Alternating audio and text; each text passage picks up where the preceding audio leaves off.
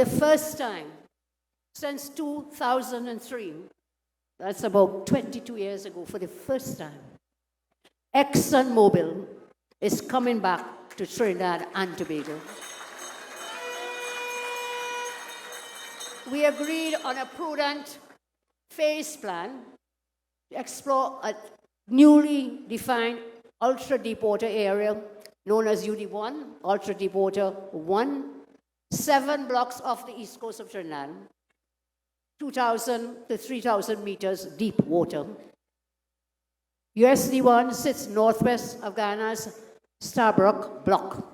In plain terms, this represents a significant new frontier that can supply our energy and petrochemical plants, create good jobs, embrace and enhance our foreign exchange reserves.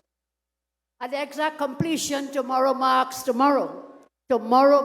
fact, the completion of the 100 days in office. Tomorrow. Because the cabinet was sworn in a day after, 2 days after the April 28 election.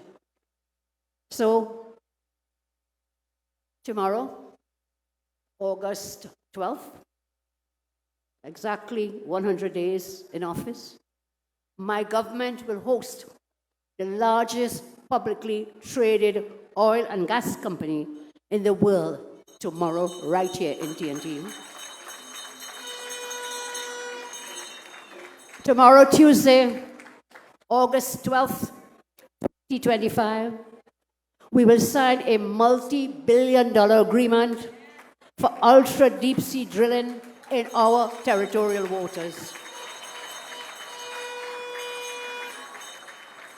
That area has remained unexplored forever, and now they carry enormous potential for capturing hydrocarbon resources.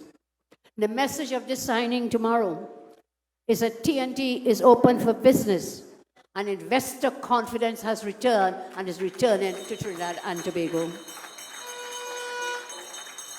ExxonMobil is projected to incur expenditure at US $42.5 million US in this first phase of the project. And in the event of success, the project development costs could range from US $16.4 billion to US $21.7 billion right here in TNT. The benefits arising from this project would be enormous, as deep water exploration has the potential to deliver large volumes at high margins, more than offsetting the handicap of tying up a lot of technical capital and technical challenges. So I tell you tonight, from a resource owner's perspective, the potential revenue contribution would be substantial. And likewise, the in-country spend would benefit our local economy. What this means for you is very simple.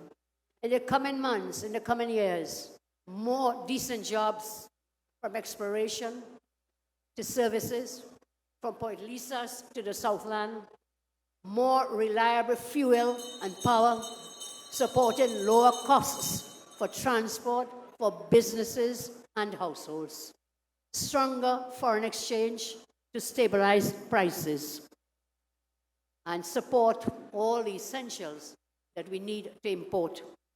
So I tell you, there are some who say we should not completely depend on our oil and gas, our energy sector, on the hydrocarbons.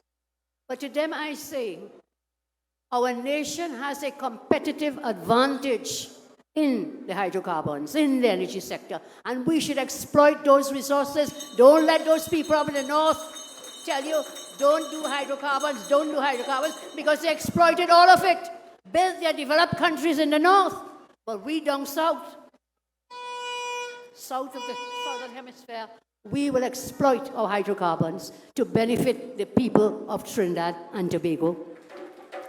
We have a real plan for the refinery, not just talk.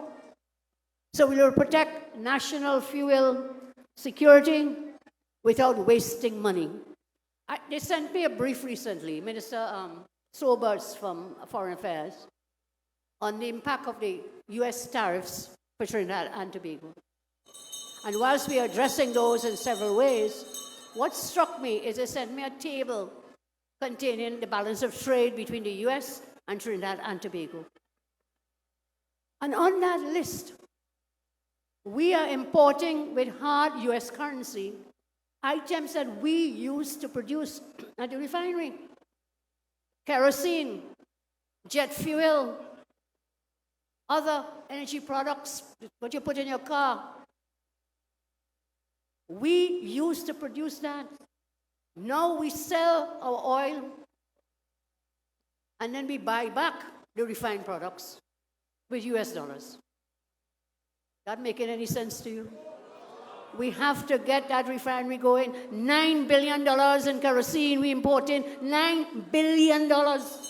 When we were producing that here, we had jobs, we had foreign exchange coming out of the refinery. I've put a team in place, energy experts, to get to work as fast as they can. We must get our refinery working again. Confidence is being restored. TNT is open for business again, and the whole world is responding. They're seeking us out. So let's make the place safer as well. Now, I see people going up on TV, and they're showing you two things. Garbage dumped. Who dumping that? Ghosts? Is it not human beings dumping in their own neighborhood? I just said to the AG, we had to get back the litter warrants and lock up those people who dumping garbage all over the country. I saw another video, a man walking outside his own front yard and saying, look at grass, look at grass, look at grass. That's in front of your own house. If you cannot clean in front of your own house, heaven help us. Some of us has become too lazy and greedy.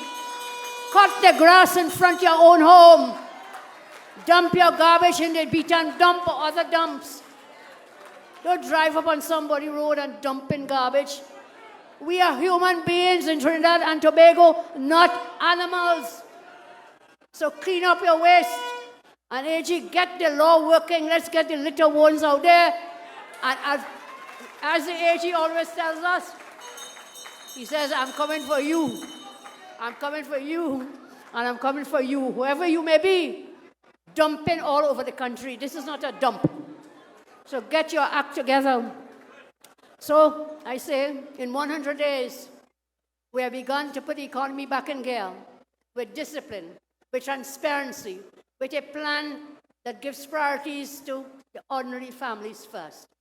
We must have growth, but we must also have guardrails. There must be no reckless spending. There must be no hidden deals. There must be no surprises. Every dollar must pass the spend test for a safer, stronger, and more prosperous Trinidad and Tobago. My friends, this is how we govern. Careful with your money, bold with opportunity, and always focus on how our policy translates into everyday benefits for everyday people.